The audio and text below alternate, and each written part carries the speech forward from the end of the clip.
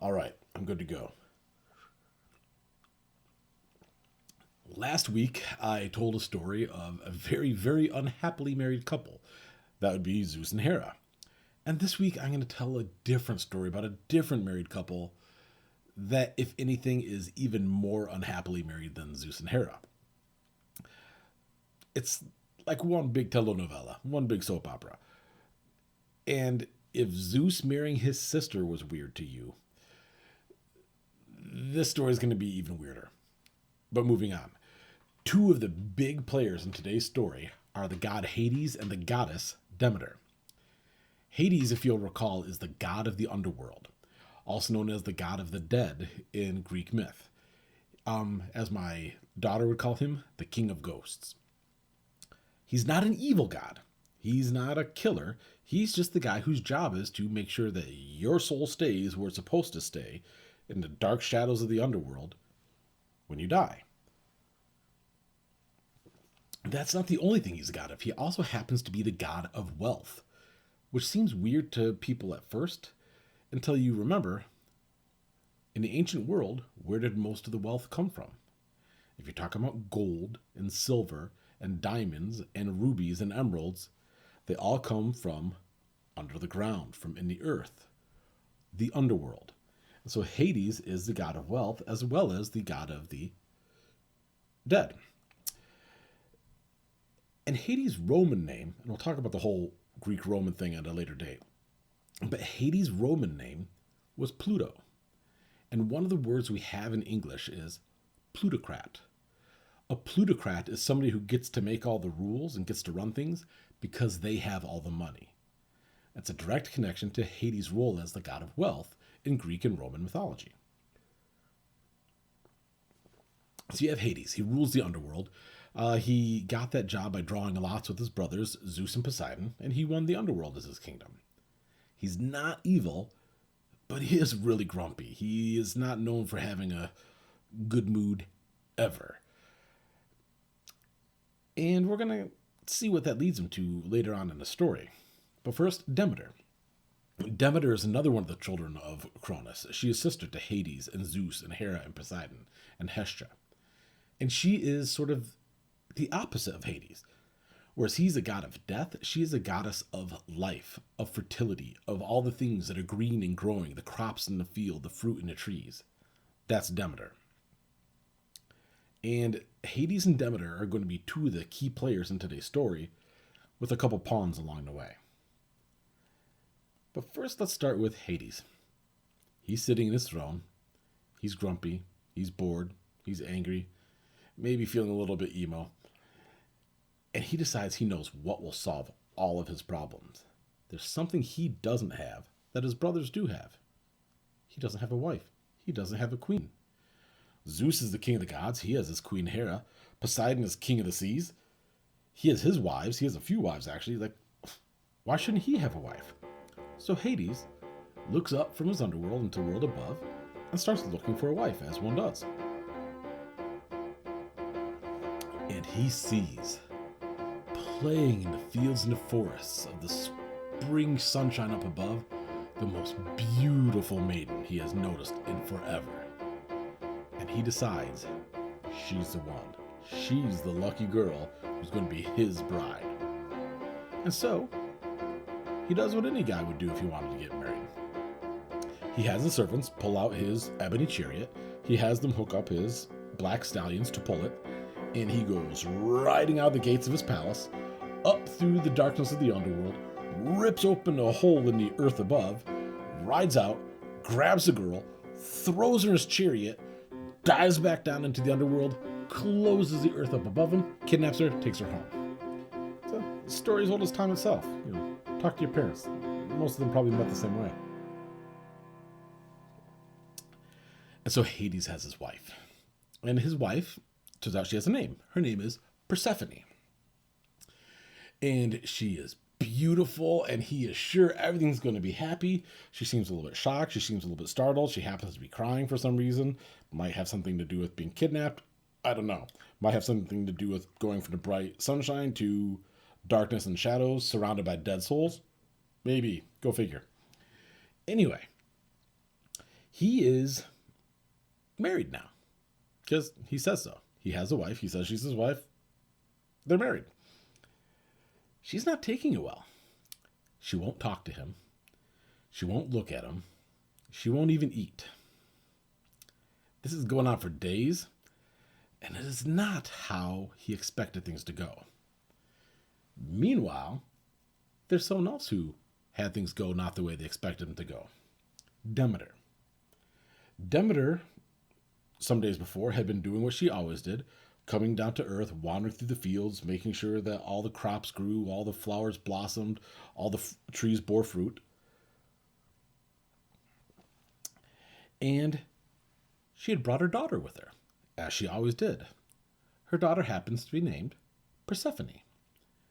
And Persephone, what she does while her mother works in the fields, Persephone runs and plays in the fields, in the forests, in nature, and has a wonderful goddess-like childhood. Because, she's a goddess. And everything's going on just great, just like normal, until the day ends, the sun is setting, and Demeter calls out for Persephone. It's like, all right, time to go back home. Persephone doesn't answer. Demeter calls out again. Persephone doesn't answer. And again, no Persephone. By this time, Demeter is starting to freak out. And she's tearing through the fields, tearing through the forests, searching desperately for her daughter. All the nymphs and dryads, all the nature spirits, they are hunting with her too, trying to find Persephone. No one can find her.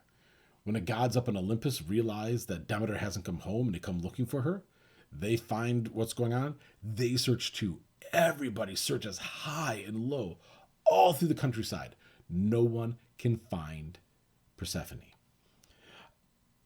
The only god who didn't join in on the hunt happened to be Hades. Go figure. But the gods didn't actually think that much of that because Hades really didn't come up from the underworld very often. He was more satisfied to stay in his dark, gloomy, shadowy kingdom. So when he wasn't up there joining the search, they didn't really question it. But the search went on for days and days and days. No Persephone anywhere. And if only they'd known, she was under their feet, down in the underworld, weeping, sad, and silent. And Hades was starting to get frustrated because this whole marriage thing was not ending up the way that he had thought it would. But Demeter is distraught.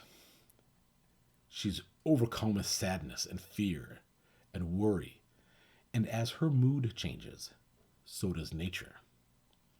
All the crops in the field start to wither and grow blighted. No crops are growing in the field. The blossoms drop from the trees. The trees no longer bear fruit. Food is starting to run out. And so Zeus goes to his troubleshooter, his son Hermes, one of my favorites. And he says to Hermes, "Son, I need you to find Persephone. We need that girl, and we need her now. Find her, bring her back to us." And Hermes promises his father, "I got it, no problem, I'm on my way." And so Hermes searched too, but he did something that most of the other gods didn't do. He actually talked to the mortals that he came across. The other gods had passed over the humans because what good are humans? But Hermes actually spoke to them. And in particular, he came across a swineherd, a little boy whose job it was to take care of a bunch of pigs. And the boy is sitting in a field weeping, and Hermes says, "Why are you crying?" He said, "Because I'm a swineherd." And at first Hermes is like, "Yeah, taking care of pigs, that would be a bummer, but where are your pigs?" "That's why I'm crying. My pigs are gone." "Well, then you should probably get up off your butt and go herd your swine and get them back here. What are you waiting for?" "I can't find them. They're gone. They fell into a hole." "Well, get them out of the hole." "The hole's gone." What do you mean the hole is gone?" "The hole opened up, the pigs fell down, and now the hole is gone." At this point, Hermes is getting very, very curious. Tell me more about this. What do you need to know? The hole opened up, the man came out, he grabbed the girl, the pigs fell in, and then the hole closed up. Wait. What man and what girl? And slowly he got more details out of the boy. And Hermes got a very, very bad feeling about this. That he knew what had happened. And so Hermes secretly traveled down into the underworld. And he knew the way very well because Hermes was a god of tricksters. He was a god of thieves. He was a god of messengers. He was also the god of travelers. And in Greek myth, Hermes served the role of psychopomp. In mythology, a psychopomp is a god or a spirit or something else that guides the soul to where they belong when they die. In Norse myth, it might be a Valkyrie. In other myths and legends, it might be a raven or a whippoorwill or some other animal or bird like that. In Greek myth, it is Hermes. And so Hermes travels into the underworld by the back roads that he knows. And he peeks into the windows of Hades' palace, and he sees what's happening. And so he returns to Mount Olympus. And he tells Zeus, I have some good news, and I have some bad news. The good news is, found Persephone. The bad news is, Hades has her. And Zeus just, oh no, this is not going to be simple. And so, Zeus and Hermes down to Hades again with the demand, send the girl back. And Hades sent Hermes right back up. No, she's my wife. She stays with me. And when Demeter overheard what was going on, she lost it. She threw a fit. She screamed and she roared and she said, I will have my daughter back.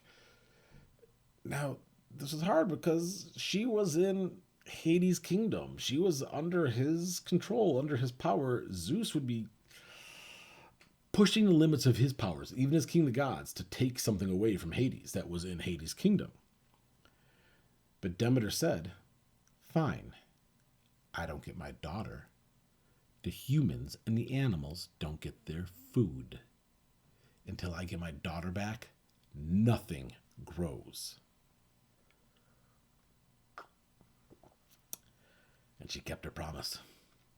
The days passed, and more plants withered, died, leaves turned brown. And the air actually started to grow a little bit chilly. And so Zeus finally had it, and he sent down a royal decree.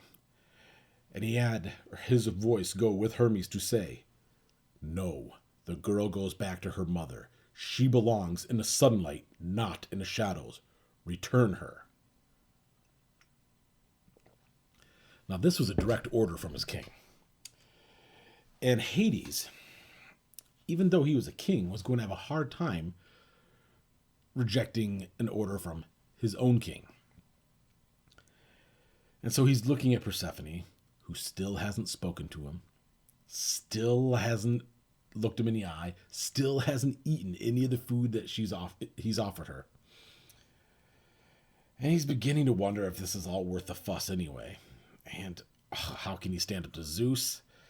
And he's just about to hand over possession of Persephone to Hermes when his gardener walks in. And the gardener whispers in his ear, and Hades begins to laugh, which is never a good sign. When the god of the dead laughs, bad things have happened. And then he explains that the rules had just changed.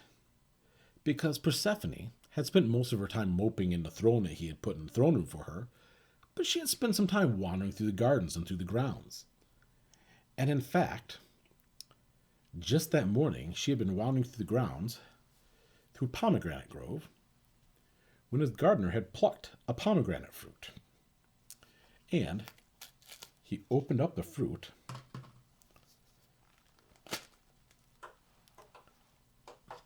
and offered it to Persephone. And Persephone, who hadn't eaten for days, was so hungry and so thirsty. That pomegranate looked so good that she couldn't resist. And she ate 7 small pomegranate seeds. Because what could be the harm of eating a little bit of fruit? But the harm was this. Because it may be that Persephone had only eaten a few tiny pomegranate seeds, but the fact remained, she had eaten the food of the dead. She had eaten from Hades' garden. And anything that eats the food of the dead belongs to the dead. So now, by right of rules older than Zeus himself, Persephone belonged to Hades. And Hermes delivered the bad news to his father. And Zeus pled with Demeter. He said, "My hands are tied. What can I do? She ate the food." And Demeter said, "Oh, you're right. My daughter ate the food. And now there will be no food for anyone else ever." And she doubled down. And the plants all died. And the air, instead of just being a little bit cool, grew so cold that the rain that fell turned to snow. And the rivers that ran froze over into ice. And the humans died in droves. And Demeter said, "Well, he has my daughter. He might as well have everyone else too." And so Zeus was in a hard spot. But he was the god of judges as well as the god of kings, and he finally reached a compromise that neither Hades nor Persephone particularly liked. But that's the essence of compromise. Nobody's happy when it's over. Here's the deal that he cut. For half the year, Persephone would come and live with her mother, where she belonged to Mount Olympus. But for the other half of the year, she would go down to Hades, where technically she belonged, and live as his queen. And that's the deal. And that's the way it went from there on. Now when Persephone returned to her mother's arms, Demeter's heart burst with joy. And the warmth of her affection for her daughter spilled out of her and spilled across the earth. The grass grew green again. The flowers blossomed. The trees bore fruit. And food came again. The waters thawed. The rains came. And everything was right with the world. But each year, the day comes when Demeter realizes her daughter will be leaving her soon. And her mood turns dark and cold. And so does the air. And the plants start to wither and fade. Until Persephone does indeed go into the underworld. And it gets worse. And the snows fall. And the rivers and the lakes freeze. And all the plants die or go dormant. Until Persephone returns to her mother again. And then the ice thaws, the plants grow, the sun comes out. Until her daughter goes down again. And this is the Greek story that explains, as you probably figured it out, the seasons. Because the role of myth in the ancient world, the role of myth wasn't just to entertain, it was to explain. It was to make sense of the world. So, a boat drowns at sea, goes down at sea, and all aboard to drown. They must have made Poseidon angry. You see fire burning out of the top of a mountain.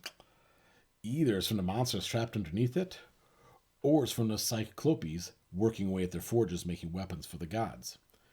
The sun is moving across the sky. It's got to be a golden chariot. And every year, the air grows cold and plants die. And then every spring, they come back. it must be the goddess in charge of green and growing things, mourning and rejoicing in a cycle each year. And that's the role of myth, to explain things. And that's where I'm going to leave it for today. Next week, there's going to be a little bit of a hodgepodge. We'll do a little bit of Poseidon, a little bit of Hestia. I think I'll do the story of Echo as well. And that will have covered the first 6 Olympians. After that, we'll start getting into the younger generation. Starting with probably Hephaestus and Ares. But that'll be in a couple weeks. In the meantime, have a good night.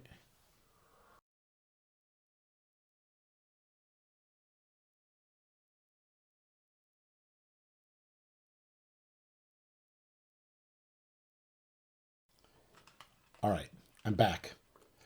A little bit of a side note, a little bit of something about Mr. Hawkins and his mom.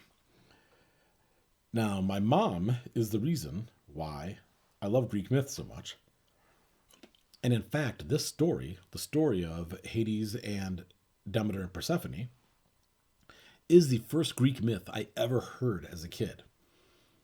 And I don't remember if it was a summer, but I do remember it was a weekend. It was a Saturday. And my mom called me and my sister Sarah into the dining room. And she had a book. And it was, in fact, this book right here.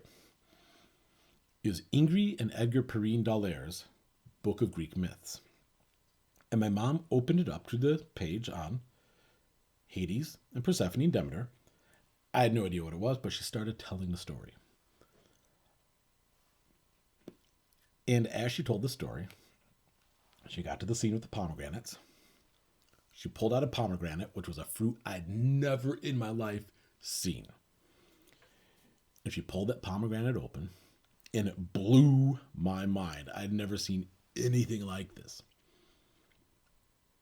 And she fed my sister and I the pomegranates. Well, she finished the story. And when the story was done, as I recall, my sister Sarah kind of went, huh, and ditched and went back outside, did something fun and social. Me? I took the book, I took the food, and I started reading. And I read that book the rest of that day and into the night. Woke up the next morning, started reading it again. Read it all the way up until my family left for church, read in the car all the way to church, and Mom and Dad said, no, you're not taking the book into church. But then I read it all the way home and all the rest of the day, and I finished the book that day. I loved that book. And that book was the first of many books that I read on Greek myth. And it is a topic that I have loved ever since. Not just Greek myth, I've since learned about Norse myth, which I love even more than Greek myth, Egyptian myth, Celtic myth, Mesoamerican myth. There are so many amazing groupings of myth out there that I absolutely adore. And all of it came from a great book and delicious food. Have a good night.